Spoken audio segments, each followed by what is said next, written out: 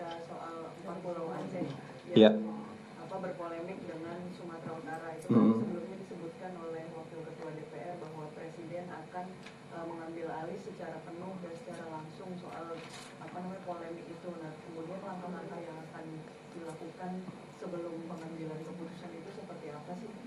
Ya, baik.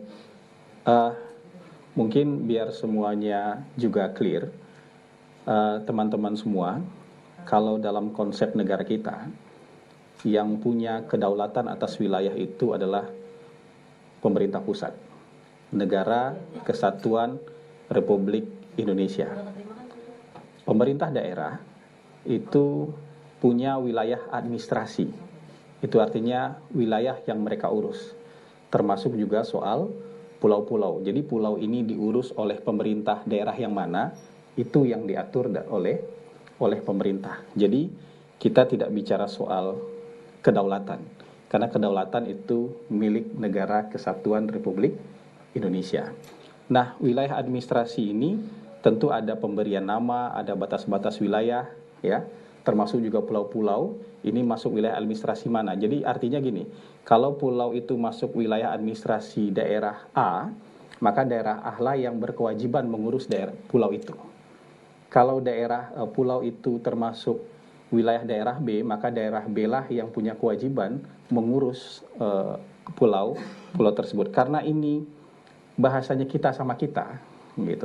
Kan kita tidak bersengketa dengan pihak luar, dengan negara lain, tapi ini kira-kira ada aspirasi-aspirasi yang berbeda antara beberapa dua daerah di dalam Negara Kesatuan Republik Indonesia tentang pulau-pulau tertentu.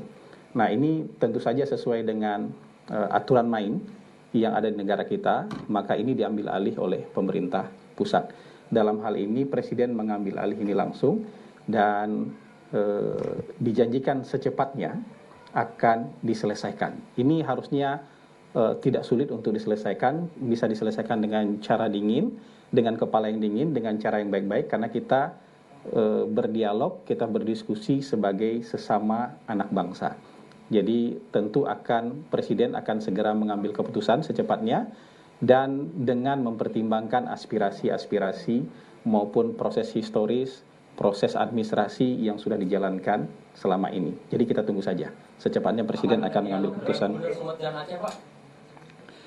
Tidak tertutup kemungkinan untuk itu. Jadi karena akan mempertimbangkan berbagai macam hal, jadi tidak tertutup kemungkinan untuk itu. Oke, nanti akan dilanjut ya pertanyaannya. Terima kasih Mbak Nia. Berikutnya ada pertanyaan selanjutnya. Oke. Silakan kehadiran Presiden Prabowo di dalam KTT G7 Kanada itu dipertanyakan karena akan cenderung ke blok Putin, itu bagaimana sikap sana Pak? Jadi apa pertanyaannya, diulang lagi? Ketidakhadiran Presiden Prabowo di KTT G7. G7. Itu kan berbarengan juga dengan saat ini Presiden mau menghadiri blok di jadi apakah iya. dituding Siapa yang menuding? blok Putin? Gini, Presiden mendapatkan banyak sekali kehormatan dengan diundang ke dalam berbagai forum di dunia. Nah, undangan-undangan ini ada yang waktunya pas, ada yang waktunya itu agak bentrok, hampir bersamaan, dengan jarak yang lumayan jauh. Itu titik-titiknya kan lumayan jauh tuh. Ada yang di Kanada, ada yang di Singapura, ada yang di Saint Petersburg. Nah, pemerintah kita tentu menghargai undangan-undangan ini karena ini sebuah kehormatan terhadap pemerintah Indonesia, sekaligus juga menunjukkan betapa pentingnya Indonesia di dalam kancah global. Kalau dalam KTT G7 itu kan nggak banyak negara yang diundang. Mungkin hanya 4 atau 5 negara selain anggota G7 yang diundang ke forum tersebut. Undangan lain juga seperti itu. Nah, undangan dari pemerintah Rusia untuk menghadiri Saint Petersburg International Economic Forum mungkin sudah dari beberapa bulan yang lalu. Mungkin sudah dari bulan Maret atau April dan sudah dipersiapkan lama. Presiden juga akan berpidato di sana. Waktunya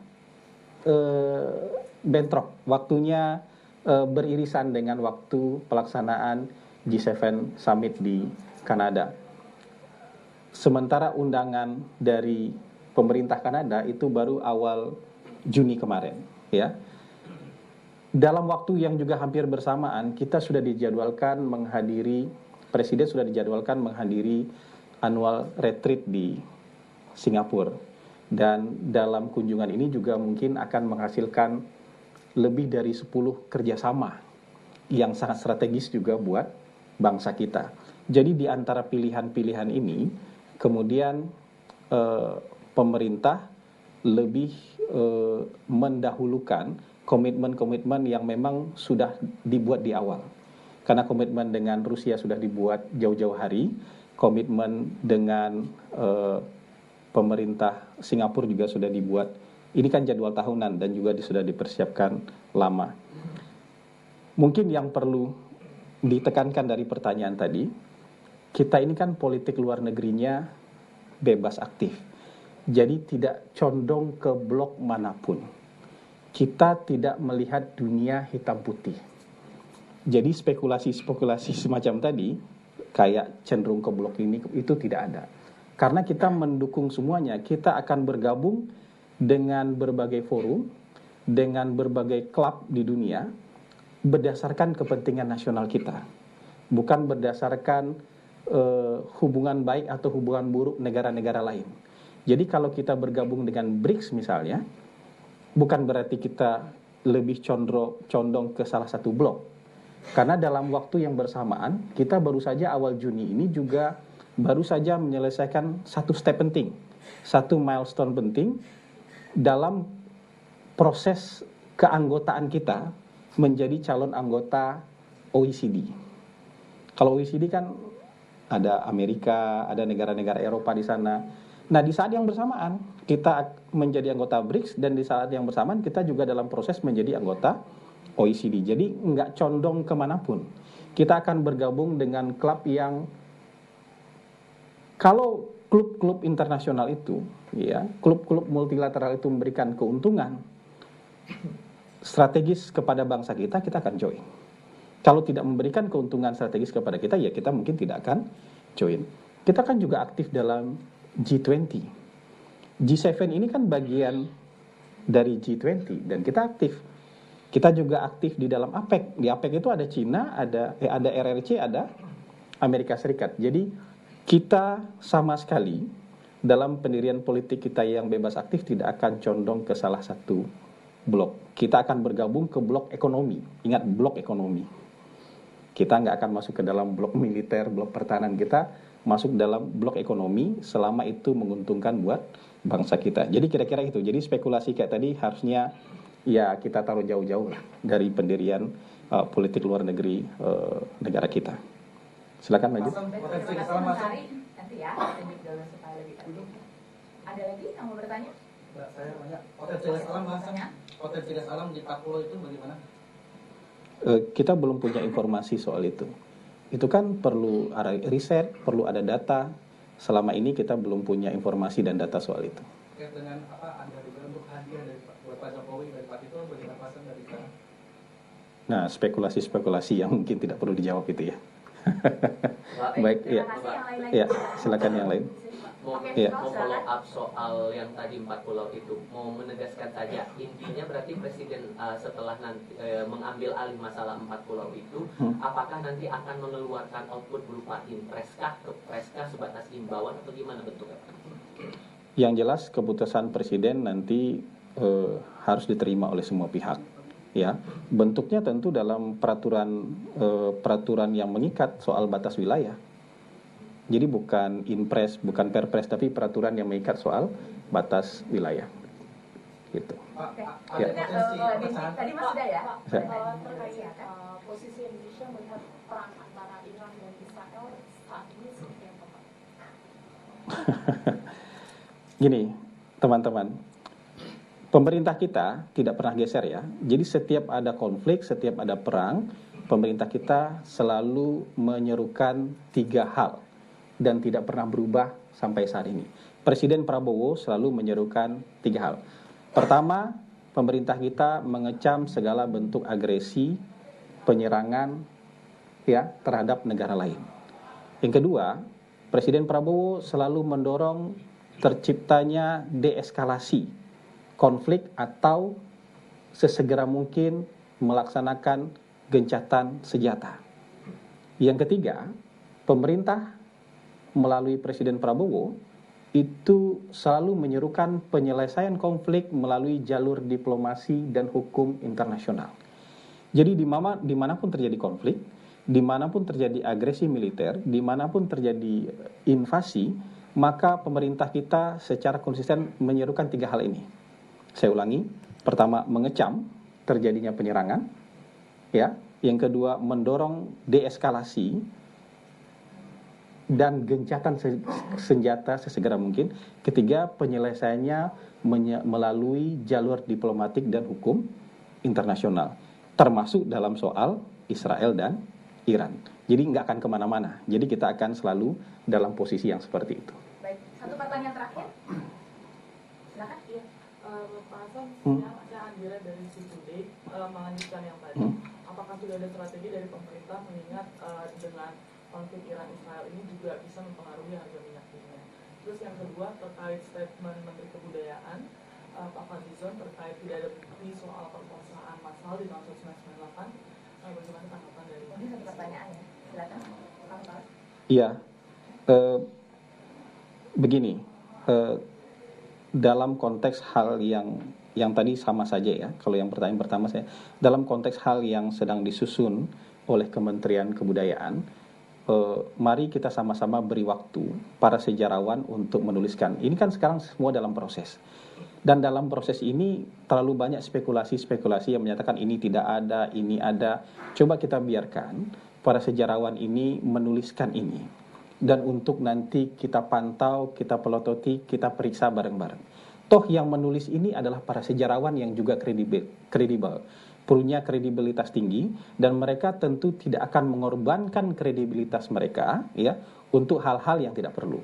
Jadi kekhawatiran-kekhawatiran semacam ini mungkin bisa jadi diskusi, tapi jangan divonis macam-macam dulu. Lihat saja dulu ya pekerjaan yang sedang dilakukan oleh para ahli sejarah dalam menulis sejarah Indonesia.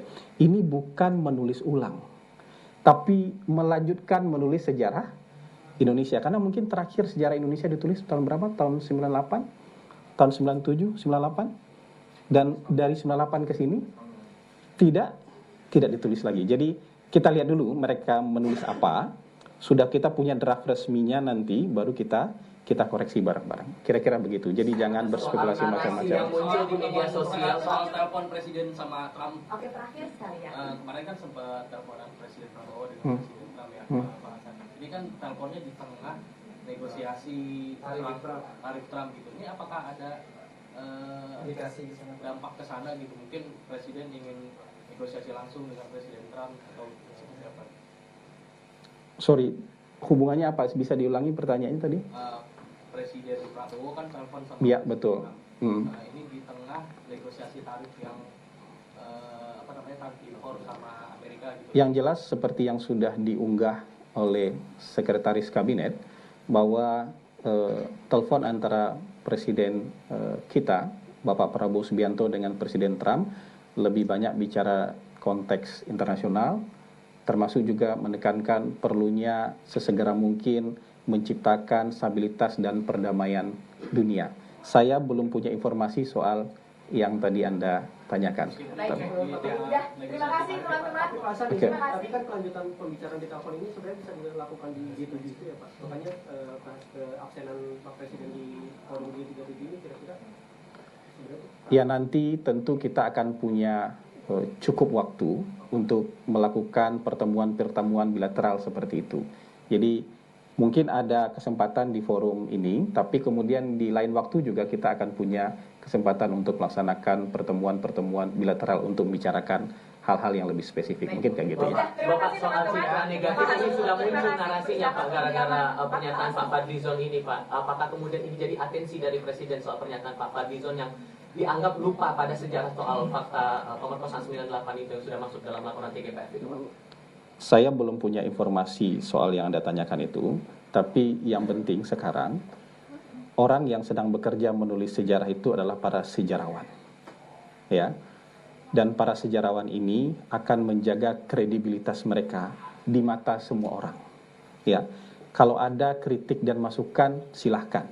Tapi kalau misalnya pergunjingan di media sosial, ya, citra-citra negatif yang seperti yang Anda sebutkan, apalagi dari orang-orang yang mungkin